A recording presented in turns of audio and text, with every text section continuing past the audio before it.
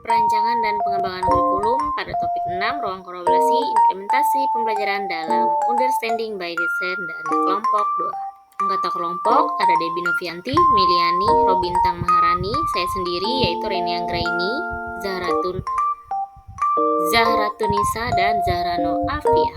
Kelompok kami menjelaskan tentang tindakan guru dalam implementasi understanding by design pada kegiatan pembelajaran. Yang pertama itu ada 3, yaitu instruksi didaktif atau langsung, biasanya berupa demonstrasi atau pemodelan, ceramah dan tanya jawab, memberikan pertanyaan khusus. Lalu yang kedua ada metode fasilitatif atau konstruktivis, di mana isinya berupa pencapaian konsep, pembelajaran kooperatif, diskusi, pertanyaan eksperimental, representasi grafis, pertanyaan terpandu, pembelajaran berbasis masalah, pertanyaan terbuka atau pemantik, pengajaran timbal balik, simulasi berupa uji coba, tiruan, seminar Sokrates, dan proses penulisan.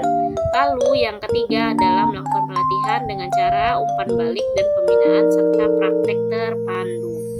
Kegiatan siswa juga terbagi atas 3, yaitu menerima, memeriksa, dan menanggapi berupa mengamati, mencoba, berlatih, dan memperbaiki, mendengarkan, menonton, mencatat, dan pertanyaan. Yang terakhir jawab dan memberikan tanggapan. Lalu pada kegiatan yang kedua adalah kegiatan yang membangun, memeriksa, dan memperluas pengetahuan peserta didik, yaitu dengan berbagai cara. Yang pertama, membandingkan, induksi, menentukan, digeneralisasikan, kemudian berkolaborasi, mendukung orang lain, mengajar, lalu dengarkan pertanyaan, pertimbangan, dan jelaskan. Selanjutnya ada hipotesis, kumpulkan data dan analisis, lalu visualisasi, hubungkan dan hubungan dengan peta konsep, kemudian ada pertanyaan, penelitian, simpul, dan dukungan. Selanjutnya ada berpose atau tentukan masalah, selesaikan, dan evaluasi. Selanjutnya jawab dan jelaskan, renungkan, pikirkan kembali. Lalu klarifikasi, pertanyaan, dan prediksi, serta ajarkan. Selanjutnya periksa, pertimbangkan, tantangan, dan debat. Kemudian pertimbangkan, jelaskan, tantang, dan justifikasi.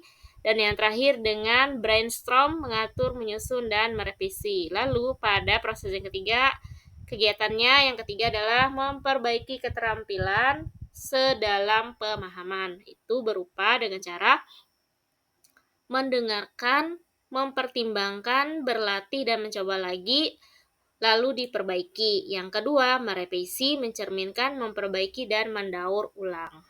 Pertanyaannya, kegiatan mana yang sering Anda lakukan? 1, 2, atau 3, dan mengapa kelompok Anda memilih kegiatan tersebut? Jelaskan. Kegiatan mana yang menurut Anda cocok dan sesuai untuk peserta didik kekinian? Jelaskan.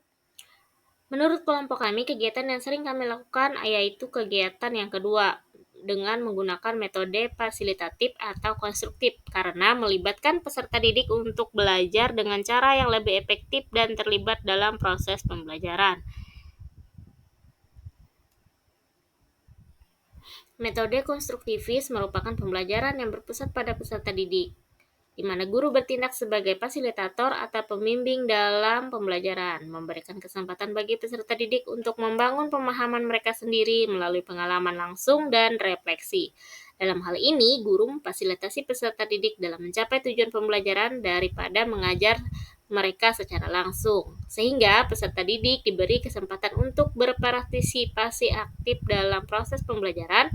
Mereka diberikan kesempatan untuk berdiskusi, bekerja sama, dan berbagi ide-ide mereka dengan rekan sekelas. Hal ini tidak hanya memperkuat pemahaman mereka, tetapi juga membangun hubungan keterampilan sosial dan kolaboratif yang penting dalam kehidupan siswa. Metode konstruktivis ini juga mendorong peserta didik untuk dapat mengambil tanggung jawab atas pembelajaran mereka sendiri. Dengan pendekatan itu, peserta didik harus mempertimbangkan apa yang mereka pelajari dan bagaimana mereka dapat menerapkannya dalam kehidupan mereka. Hal ini dapat memperkuat motivasi mereka dalam belajar, serta mempromosikan kemandirian dan tanggung jawab dalam pembelajaran.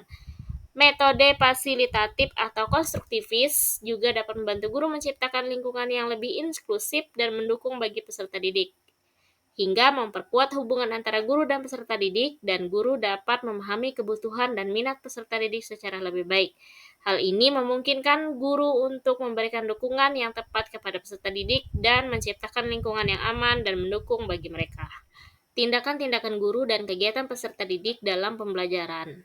Tindakan guru metode fasilitatif dan konstruktivis adalah metode fasilitatif atau konstruktivis sangat efektif bagi guru dalam proses pengajaran di kelas. Pendekatan ini melibatkan peserta didik secara aktif dalam pembelajaran, memperkuat pemahaman mereka melalui pengalaman langsung dan refleksi, membangun keterampilan sosial dan kolaboratif yang penting, mempromosikan kemandirian dan tanggung jawab dalam belajar, serta menciptakan lingkungan inklusif dan mendukung bagi peserta didik. Oleh karena itu, metode konstruktif menjadi pilihan yang tepat bagi para guru dalam membantu peran serta didik mencapai tujuan pembelajaran secara efektif. Jawaban dari pertanyaan kedua adalah kegiatan mana yang menurut Anda cocok dan sesuai untuk peserta didik, yaitu kegiatan yang kedua, karena di dalamnya terdapat proses membangun, memeriksa, dan memperluas yang dapat dikaitkan dengan metode konstruktivisme. Metode ini berfokus pada peserta didik sebagai subjek yang aktif dalam berproses pembelajaran dan memungkinkan mereka untuk membangun pemahaman mereka sendiri melalui pengalaman dan aktivitas yang telah difasilitasi oleh guru. Implementasi metode konstruktivis di kelas bagi peserta didik kekinian dapat dilakukan dengan memperhatikan karakteristik dari peserta didik tersebut dan perkembangan teknologi yang berlaku di daerah tersebut. Berikut beberapa cara dalam mengimplementasikannya. Yang pertama, pembelajaran berbasis teknologi, di mana peserta didik kekinian tumbuh dengan teknologi yang terus berkembang sehingga guru dapat memanfaatkan teknologi dalam pembelajaran mereka. Yang kedua, penggunaan media yang menarik. Peserta didik terbiasa dengan media yang interaktif dan menarik. Yang ketiga, kolaborasi dan pembelajaran bersama, di mana peserta didik lebih terbiasa dengan pembelajaran yang terbuka, kolaboratif, dan dikerjakan bersama-sama. Keempat, penilaian formatif. Peserta didik lebih suka mendapatkan umpan balik dan evaluasi yang terus-menerus selama proses pembelajaran. Terakhir, pengembangan keterampilan di abad 21 yaitu memerlukan keterampilan yang berbeda dari peserta didik di masa lalu.